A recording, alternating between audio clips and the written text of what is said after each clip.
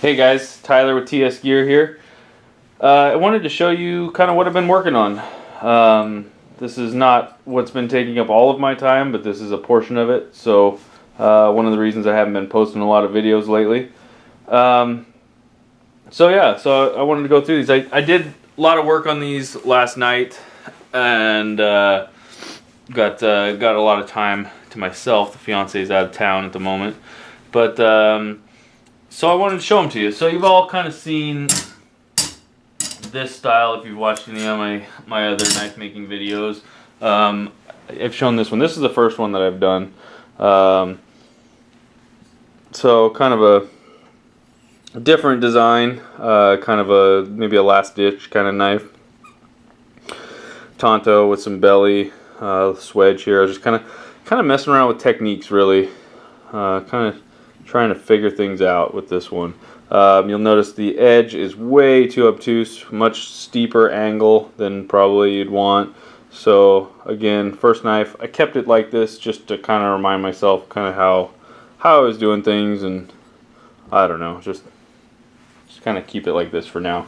So then I made a few of these. So this was kind of another one that I did. Sorry if the light's too harsh.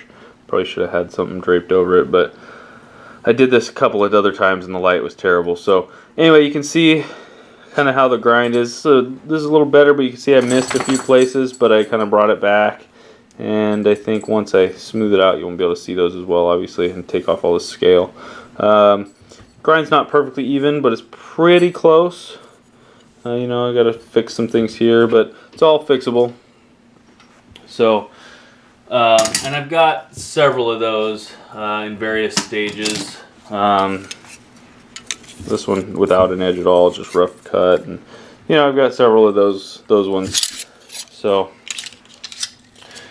after that, I started. I did this one actually. After that, they're not in any order. I probably should have done that. I just kind of laid them out. So then I did this one, and I learned a lot on this one. I got a little bit better on the edge there, or I'm sorry, the bevel. It's not really the edge yet. But the problem with this one for me was it doesn't really fit real well in my hand. It's too cramped. Like I can't. It's just too cramped. And so I was gonna start making it bigger or take off this thing here. And my fiance held it. She really liked it. So I'm just gonna finish it as is for her. She's not huge into knives, but you know, we go camping a lot, and she could definitely have one, you know, use one. So then it was on to these, and I actually fixed this grind some last night, so you can kind of see it's not perfectly even, but just something clicked last night in how I was doing the bevels, and I took a huge kind of leap forward in I would consider a huge leap forward. So I'm definitely getting more even. It's much harder actually to do. Anybody that makes knives probably knows already, but it's much harder to do these higher grinds.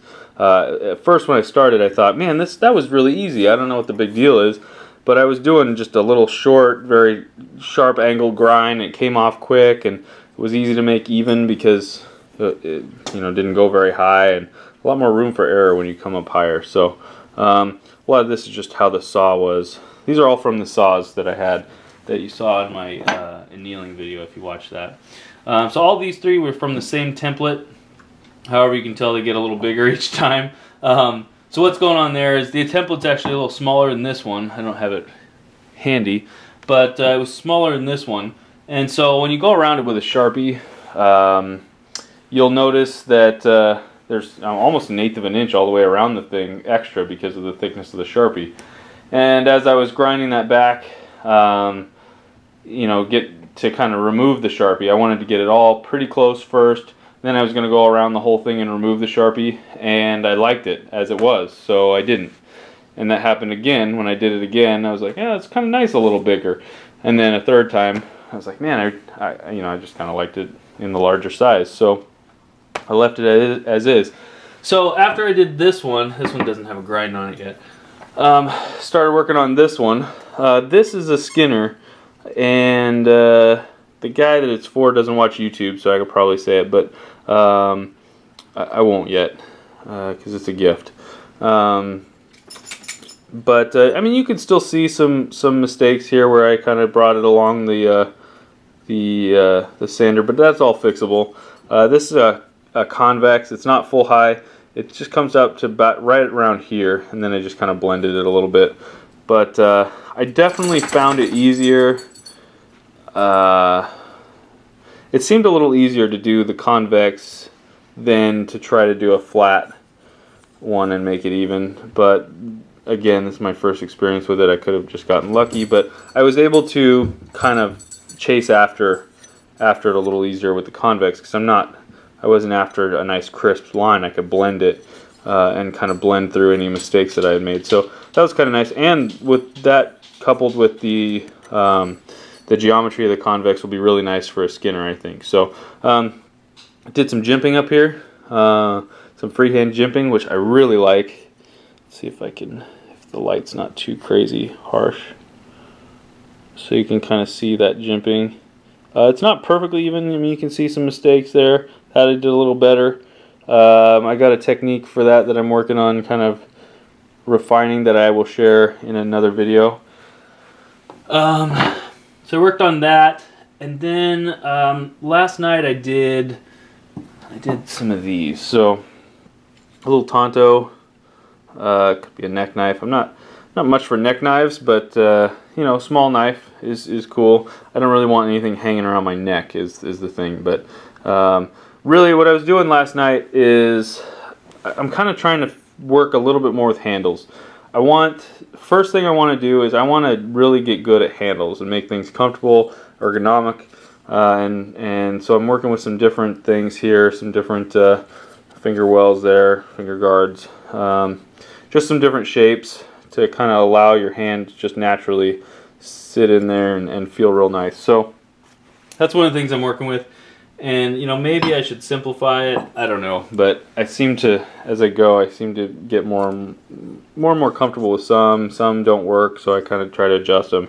This one's a real thin one, a thin little guy, elongated, just something a little different. So as I was working with handles, I thought, well, might as well just kind of experiment with some blade shapes. I'm not real sure about this blade shape. It's different. I haven't decided whether I like it or not. I gotta get it lower so you guys can see it in the light. Apparently my light, I should have dropped or raised up a little higher. But anyway, you can see I got a little different handle here that I'm working with, just to kind of see how it works.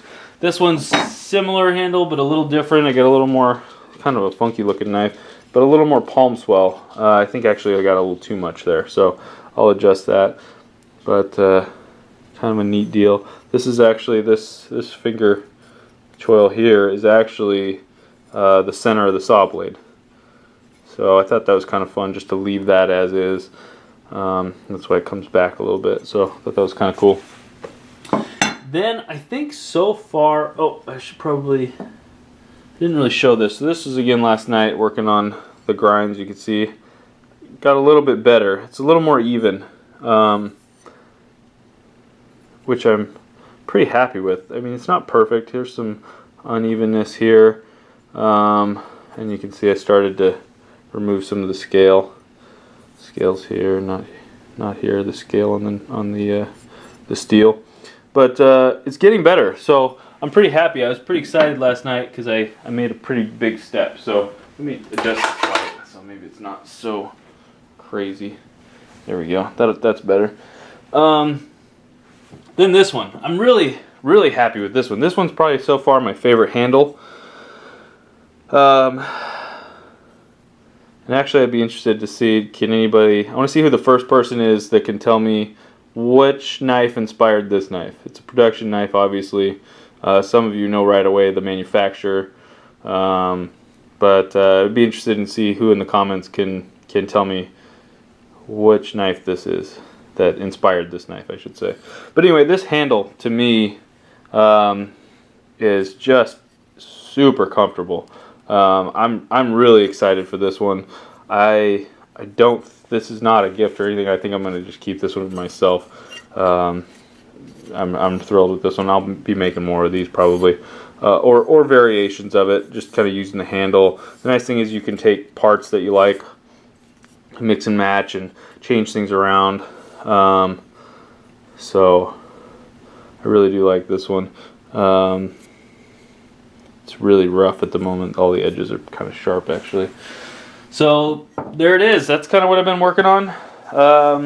Again, as I figure things out, I hesitate to show every single step, like when I really first started out with the grinds, because I'm sure I would have given some terrible advice, and I was in no position to give advice, to be honest, because still probably am not, but I can kind of share with you little tips that I've learned that is making me better as I go along.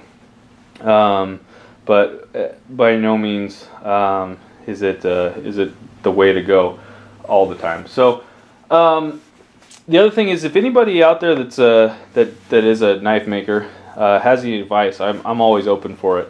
So feel free to post any advice. I definitely like to try out other techniques, and still kind of getting there. So another thing that I want to start trying to do at the end of videos, or somewhere in each video, is I want to highlight a lesser known YouTuber that I found, that I watch, and I found him one way or another. Sometimes through other YouTubers. I've gotten a lot through Vance, but a lot of my people are subscribed to Vance Rhodes already. Great channel. But I want to highlight J Punishment 26. I've been watching his channel, and I've enjoyed his content. I look for it and watch it quite frequently. I've been talking to him a little bit lately. So anyway, that's it. Have a great one. Thanks, guys.